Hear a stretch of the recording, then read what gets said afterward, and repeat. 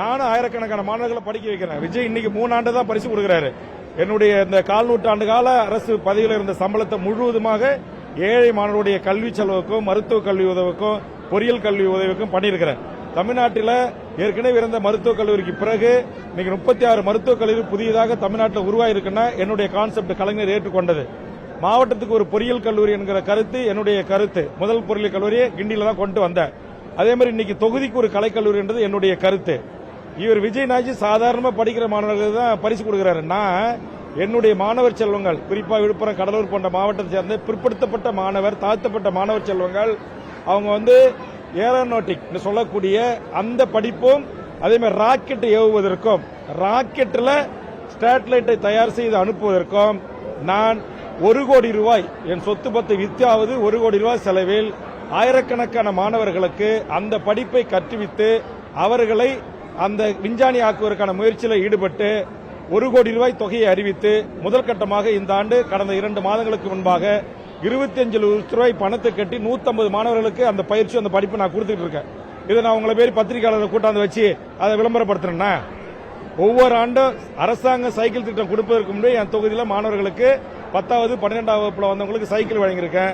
நானும் காயின்கள் கொடுத்து பாராட்டியிருக்கேன். அதனால ஒரு கருத்தை சொன்னேன். அதாவது ஒரு வயதுக்கு வந்த பெண், உங்களுக்கு தெரியும், 10வது 12வது படிக்கிறவங்க, ஒரு என்ன சொல்லுவாங்க, மேஜரான பெண்கள், அவங்கள யாரோ இன்னைக்கு நம்ம தமிழ் சமூகத்தில் ஒரு முறைமை இருக்கிறது. சொந்த அப்பாவாக இருந்தால் கூட ஒரு பெண்ணு வயசுக்கு வந்த பிறகு நம்ம மடியில் உட்கார வைக்க மாட்டோம். சொந்த சித்தப்பா பெரியப்பா கூட ஒரு பெண்ணை நம்ம கட்டி பிடிச்சி அக் பண்ண மாட்டோம். இது தமிழுடைய கலாச்சாரம் இல்லை. ஆனா இன்னைக்கு உங்களுக்கு தெரியும், பத்திரிகை நண்பர்களுக்கு, தமிழ்நாட்டில் பல இடங்கள்ல இன்றைக்கு இந்த கிளப் டிஸ்கோ என்ற உருவாக்கப்பட்டு அரைகுறை ஆடையோட அரைகுறை ஆட்டங்கள் ஆட அனுமதிக்கப்படுகிறது. அங்கு இளம்பெண்களோட பேரோட வந்தா மட்டும்தான் அனுமதி என்ற ஒரு நிலைமை இருக்கிறது. ஈசிஆர் கலாச்சாரம் ஒன்று தொடங்கி இருக்கிறது, புதிய கலாச்சாரம். பாண்டிச்சேரியில் ஒரு புதிய கலாச்சாரம் தொடங்கி இருக்கு. நான் பக்கத்து மாவட்டம், கடலூர் மாவட்டம், தினந்தோறும் சென்னைக்கு போகும்போது ஈசிஆர்ல பல ஆண் பெண் இளைஞர்கள், பல இளைய பெண் பிள்ளைகள் எப்படி சீரழிக்கிறாங்க, போதைக்கு வாசத்துக்கு அடிமையாகி எப்படி கீழே உருண்டு கிடக்கிறாங்க, ஆடை உடலிருந்து நழுவி கிடக்கிறது கூட அவங்களுக்கு தெரியல. ஆக இந்த வழிகள் எல்லாம் தேய்ந்து நானும் 2-3 பெண் பிள்ளைக்கு ஒரு தகப்பனாக என்னுடைய இளைய சமூகம் என் கண் முன்னால் சீரழிவதை குறித்து ஒரு மிகப்பெரிய இதுக்கு நம்ம எதுவுமே செய்ய முடியல, ஒரு கையேறு நிலையில் இருக்கிறோமே.